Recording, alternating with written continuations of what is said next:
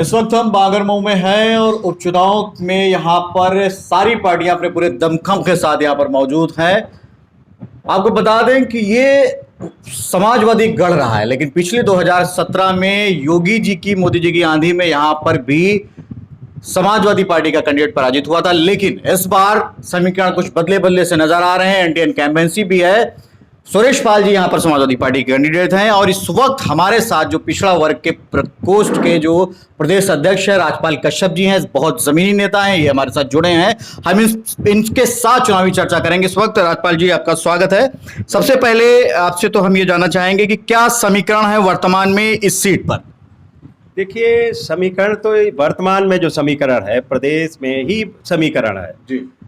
जनता बनाम सरकार चुनाव हो रहा है। ये चुनाव किसी जाति धर्म का चुनाव नहीं है। जनता बीजेपी को हटाना चाहती है जी। और उसमें बेहतर विकल्प के रूप में माननीय अखिलेश यादव जी की तरफ जनता टकटकी लगा के देख रही है। जनता को अपना भविष्य अखिलेश जी की चेहरे में लगता है, अखिलेश जी की पार्टी में लगता है, समाजवादी पार्टी में जनता को भविष्य लगता है। और जनता को कहीं ना कहीं लगता है कोई प्रदेश से बीजेपी को हटा सकता है तो वो समाजवादी पार्टी है। तो ये जनता वर्सेस सरकार है, क्योंकि सरकार हर मोर्चे पे विफल हो गई है। हम लोग क्षेत्र में घूम रहे हैं, गांव में घूम रहे हैं। सबसे बड़ी समस्या वर्तमान में किसान की है। धान सरकार कह रही है 18 रुपए में खरीद रहे हैं। गांव के किसानों से हम पूछ रहे हैं तो कह रहे हैं 7 रुपए, 8 रुपए, 9 रुपए में हमारा धान कोई लेने को तैयार नहीं है। और जिस तरीके से गांव में किसान परेशान है, जानवरों से परेशान, फसल जो पैदा कर पाई वो बिक नहीं रही और किसान को किसी प्रकार की खाद तक तो मिल नहीं पा रही। किसान बहुत बदहाल है जी। आप पिछड़ा वर्ग आयोग के, पिछड़ा वर्ग प्रकोष्ठ के जो समाजवादी पार्टी का, उसके प्रदेश अध्यक्ष हैं। वर्तमान में उपचुनाव बागरमऊ में भी है और आप 3-4 दिन से काफी मेहनत कर रहे हैं यहाँ पर लगातार, जब से यहाँ पर सीट जो घोषित की गई है, सुरेश पाल जी को कैंडिडेट बनाया गया है। अच्छा, दो बैकवर्ड कैंडिडेट दो यहाँ पर हैं, पिछड़े वर्ग से जो है 2 कैंडिडेट हैं। बसपा ने भी सुरेश पाल जो समाजवादी पार्टी से हैं, इसके साथ ही महेश पाल को बसपा ने जो है कैंडिडेट बनाया है। ऐसी स्थिति में आप समाजवादी पार्टी को कहां पर खड़ा हुआ पाते हैं बागरमऊ में, चूंकि आपने काफी परिश्रम किया है अपने क्षेत्र में? देखिए, जितने भी पिछड़े हैं, दलित हैं, वंचित हैं, शोषित हैं, अल्पसंख्यक हैं या और भी कोई किसी भी जात के हैं, चाहे सामान्य वर्ग के हैं, जो सरकार को हटाना चाहते हैं, वो सब समाजवादी पार्टी के साथ में है। आज ये लड़ाई केवल पिछड़ा की नहीं है, ये लड़ाई है जो अन्याय अत्याचार है हो रहा है। बीजेपी जिस तरीके का अन्याय अत्याचार पिछड़ों के साथ में तो लगातार कर रही है।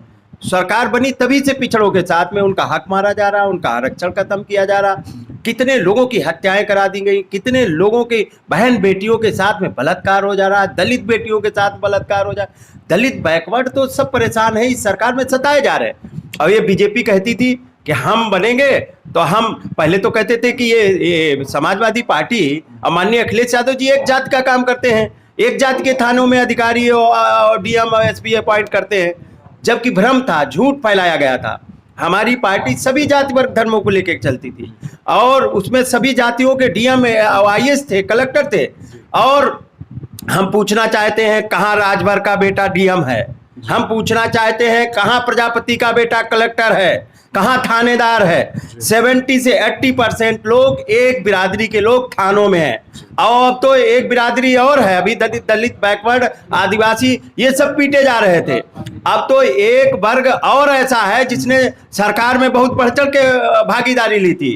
हाँ, ब्राह्मण समाज, उनकी भी हत्याएं हो रही हैं, उनको भी मारा जा रहा है, वो भी सताए जा रहे हैं।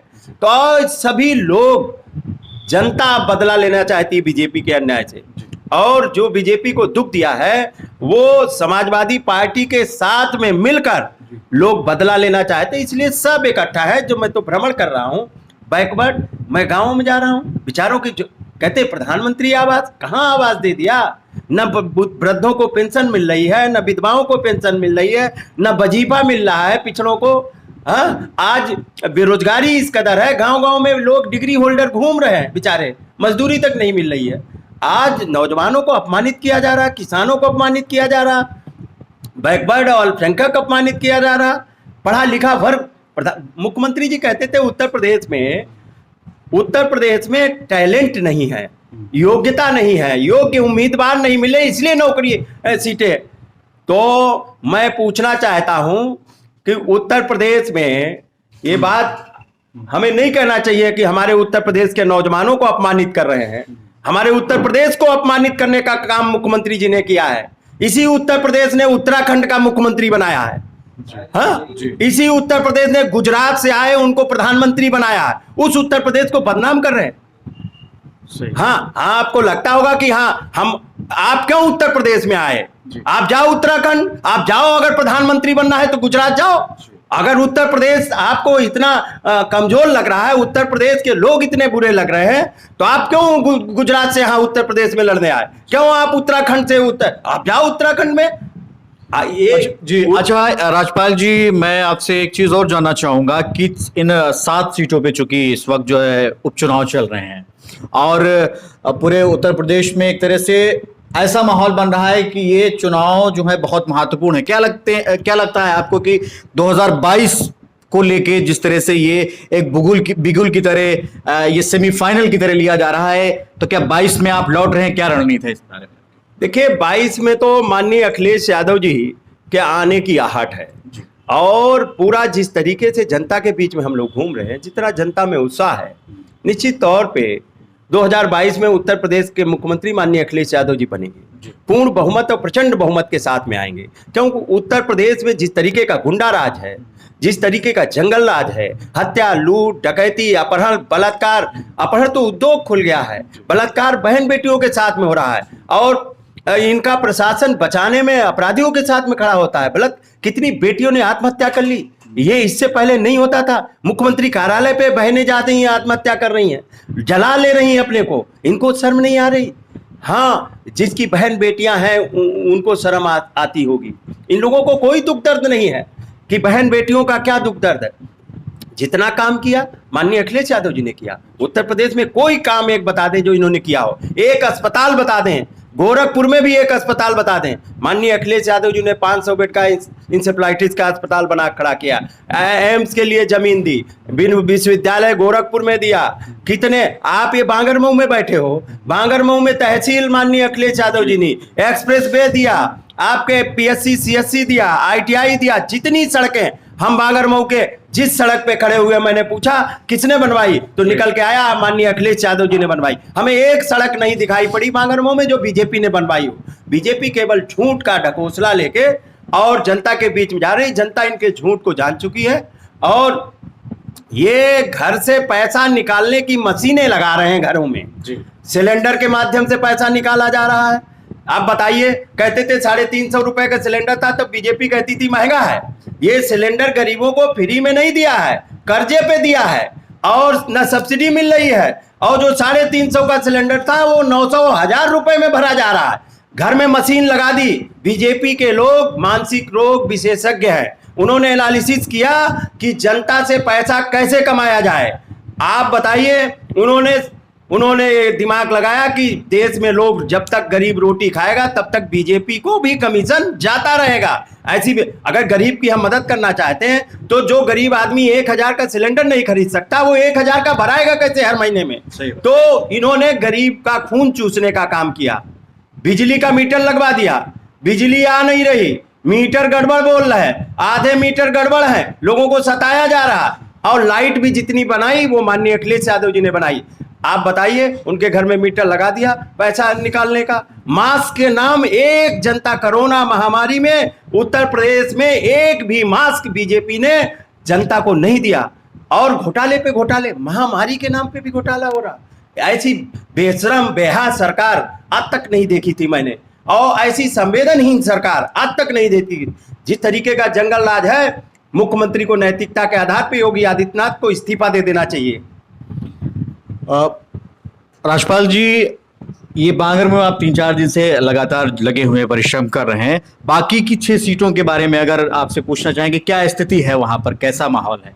देखिए, बांगरमऊ में मैं 7 दिन से लगभग हूँ। बांगरमऊ में जो स्थिति है, मैं जनता के बीच में गया, बीजेपी अफवाहें नई नई फैलवा रही है, लेकिन जनता माननीय अखिलेश यादव जी को याद कर रही है और जनता बीजेपी को हराना चाहती है। जनता हराना चाहती है, ये पार्टी नहीं, जनता हराना चाहती है। और जनता को लग रहा है कि समाजवादी पार्टी के अलावा कोई नहीं हरा पाएगा, इसलिए सब जनता और माननीय अखिलेश यादव जी का भविष्य भी है राजनीति में, और लोग उनकी तरफ आस भरी नजर से भी देख रहे हैं। इसलिए देख रहे हैं, उन्होंने जो एक्सप्रेस वे बनाया, मेट्रो चलाई, एम्बुलेंस गांव में जा रही है, महिलाओं को एम्बुलेंस मिल रही है, पेंशन मिल रही थी, लैपटॉप मिल रहा था, कन्या विद्याधन, और उन्होंने विश्व लेवल की जो योजनाएं चलाई, जो भी योजनाएं, जो बिल्डिंगें बनाई, इमारतें बनाई, वो सब काम आज बोल रहा है माननीय अखिलेश यादव जी का। गांव गांव काम बोल रहा है।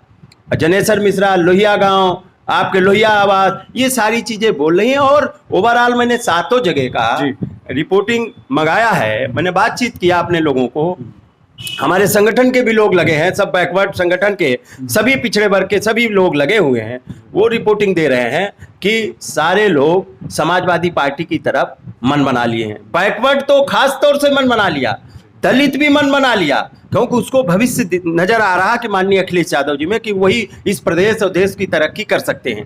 इसलिए अभी आप देखना परिणाम आएगा तो समाजवादी पार्टी भारी मतों से विजयी होगी। तो ये थे राजपाल कश्यप जी, समाजवादी पार्टी के वरिष्ठ और कद्दावर नेता। इनसे हम बात कर रहे थे चुनावी समीकरणों के ऊपर, जो 7 सीटें और भी बाकी उनके ऊपर भी खुल के इन्होंने अपनी राय बताई। और समाजवादी पार्टी का मानना है कि ये वर्तमान सरकार पूरी तरह से भ्रष्ट सरकार है, कुछ काम नहीं कर रही है, बल्कि अखिलेश यादव जी के द्वारा कराए गए कामों के बस फीते काट रही है। और ये जो चुनाव है, उपचुनाव जो चल रहा है, ये सेमीफाइनल की तरह है। फाइनल 2022 में होगा और फाइनल निसंदेह अखिलेश जी मुख्यमंत्री बनेंगे, ऐसा राजपाल कश्यप जी का मानना है। चुनावी चर्चा में हम फिर किसी के साथ होंगे, तब तक के लिए मुझे दीजिए इजाजत, देखते रहिए।